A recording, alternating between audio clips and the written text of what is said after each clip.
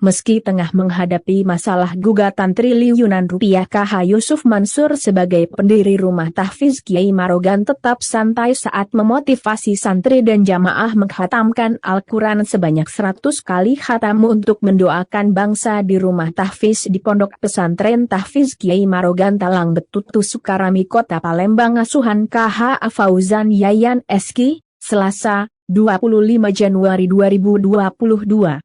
Mengenakan kemeja setelan hitam-hitam, kopiah putih dan kain sorban coklat kuning diselempangkan di pundak kanan, duduk santai bersila kaki di kursi sofa. Ketika ditanyakan permasalahan yang tengah menimpanya saat ini, ia nampak ogah menjawabnya sembari berguyon. Makan dogan aja, ini nih dogan, kata UYM. Sidang perdata kasus gugatan dugaan perbuatan melawan hukum yang menyeret nama Ustaz Yusuf Mansur digelar di Pengadilan Negeri Tangerang, Banten, Selasa, 18 Januari 2022. Ustaz kondang itu kembali digugat. Kali ini giliran gugatan dilayangkan oleh 3 orang korban investasi. Mereka adalah tenaga kerja Indonesia, TKI, di Hong Kong. Sebelumnya ada nama Zaini Mustafa menggugat Ustaz Yusuf Mansur 98 triliun rupiah ke PN Jaksel. Zaini Mustafa yang merupakan seorang lawyer, awalnya ia dan para jamaah Masjid Darussalam Kota Wisata mendengarkan ceramah Ustaz Yusuf Mansur, UYM, pada tahun 2009 hingga akhirnya mengikuti presentasi UYM terkait bisnis batubara.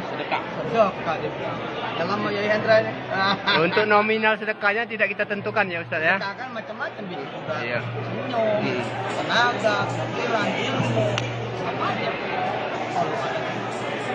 Apa janjinya Ustaz kepada yang bersedekah? Janji saya itu juga balasannya. Ya balasannya. Iya, banyak balasannya. Ya, Ada ABC dan jadi panjang dan lebar dan luas.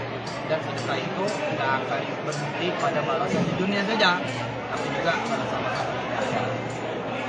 Oke, Jangan khawatir kalau punya hajat, sampaikan aja kepada Allah. Enggak sedekah juga boleh kok. Boleh berdoa sama Allah. Ya. Oke, siap Ustaz. Ustaz tadi kan menekankan bahwa apa-apa materi yang sudah disedekahkan itu bukan untuk pribadi Ustaz.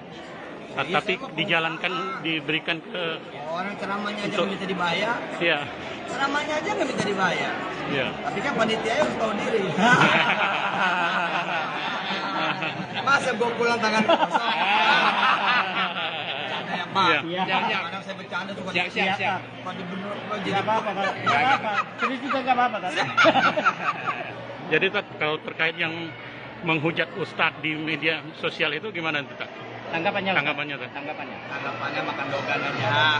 Santai aja Ustaz ya. Makan dogan aja ini dogan. Solo ada Nabi Muhammad. Yuk. Oke Ustaz. Wah, Masya Allah.